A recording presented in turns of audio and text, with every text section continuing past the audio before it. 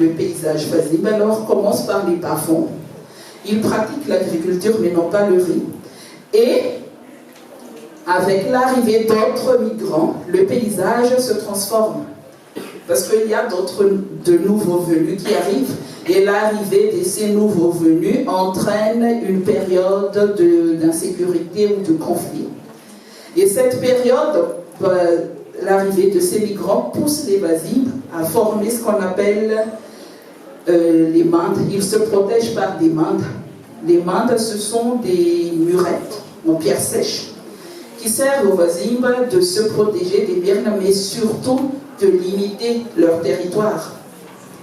Ainsi se dessinent les premiers jalons du territoire Mirne, un territoire où l'enjeu est avant tout politique entre les nouveaux arrivants et les premiers occupants qui sont les Vazimbes. Les mandes en pierre sèche sont les vestiges de cette histoire où finalement les Vazimbes seront dominés par les Mirnes. Toutefois, les Mirnes eux-mêmes réunissent deux groupes en provenance du sud et du nord. Les premières à utiliser le terme Imirne, ce sont les fondatrices du royaume Mirne, Aïmir Manzak, Rafouirani, pour montrer aux Vazimbes, pour montrer aux adeptes. Mirne Manzak, ce ne sont plus les Vazimbes, les Mirne maintenant. Et à partir d'Imir Manzak, il y a extension vers le nord-est, c'est-à-dire Imir Manzak, à la Sour, à Boudjabib, et retour à Nalamang. Pas retour à Nalamang, mais éviction des Vazimbes à Nalamang. Avec les rois Mirne, alors, la société a été catégorisée parce que les Mirne se forment après l'alliance entre les Mirne du Sud, qui sont les Mirne du Sud, les descendantes, les successeurs de Rafouirani, et les Mirne du Nord, parce qu'il y a aussi des Mirne du Nord, parce qu'une fois alliés, ils constituent un groupe appelé les Mirne du Nord. C'est ce qu'on entend par les traditions orales, les descendants d'Andjemamlas.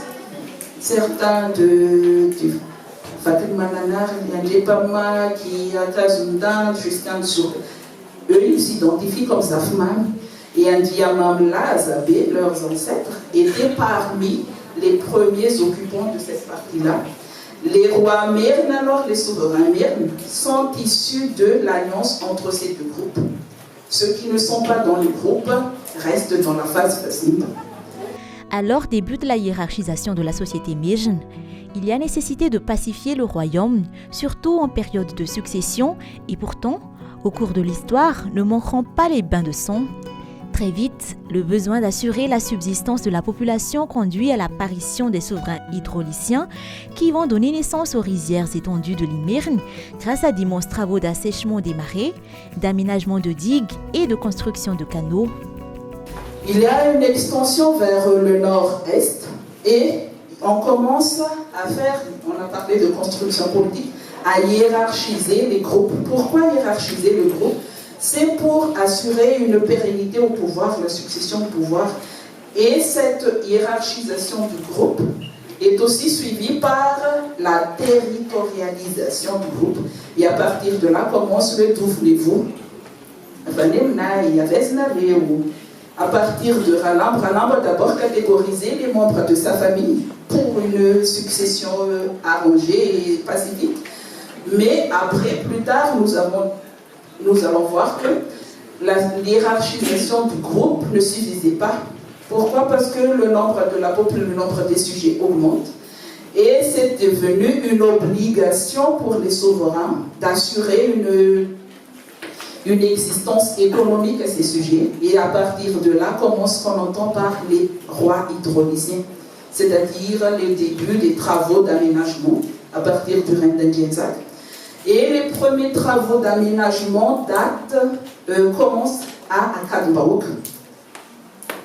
Si ma traduction est bonne, il y a pas mal de linguistes ici, vous êtes invités à redonner la version exacte.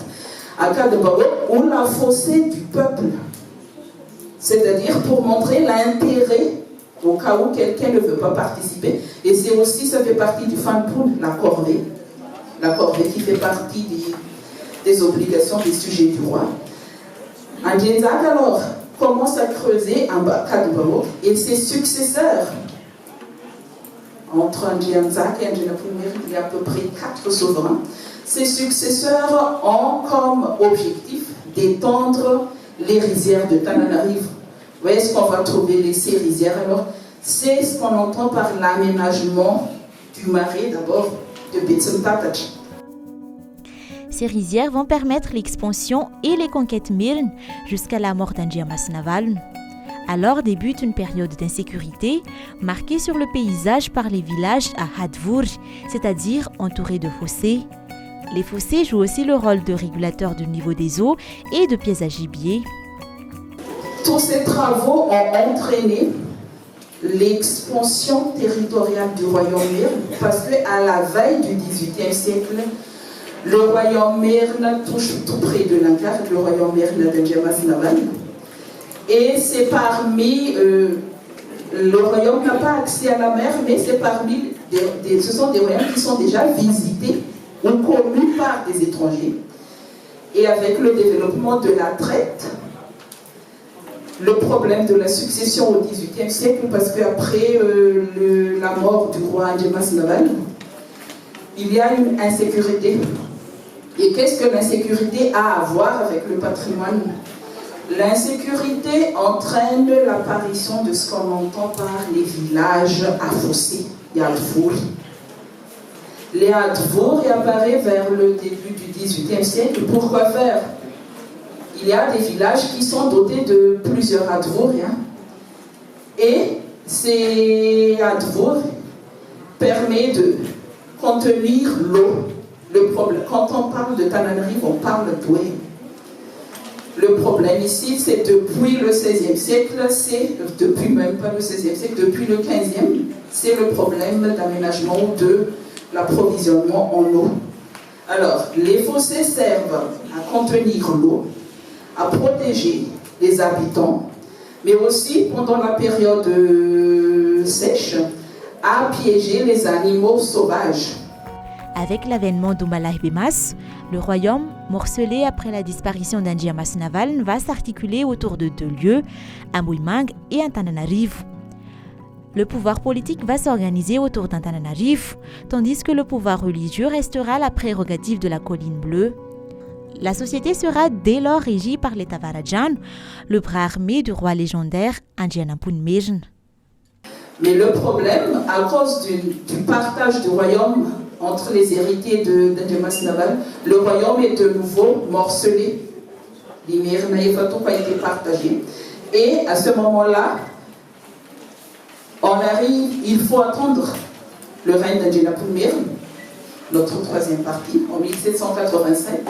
Après avoir été reconnu comme roi d'Amboimang, il se lance à la conquête de Tananarive. Et après avoir conquis Tananarive, il a choisi comme capitale Antananarive, la capitale du royaume, la capitale politique, et Amboimang, la capitale religieuse. Et il a emmené j'écris ici les Tavarajan, c'est-à-dire des originaires de la Varada, pour peupler. Ce sont des colons au départ, et après ils sont restés définitivement. Ils sont considérés comme les autochtones de Tananarive, qu'on les appelle les Vourmaïr. Et ils vont occuper, parce que le roi est le premier organisateur de la société, ces gens vont occuper Tananarive, les alentours du Louvre pour les membres de la famille royale, et les alentours pour les compagnons d'armes d'Andjianampun Mirn.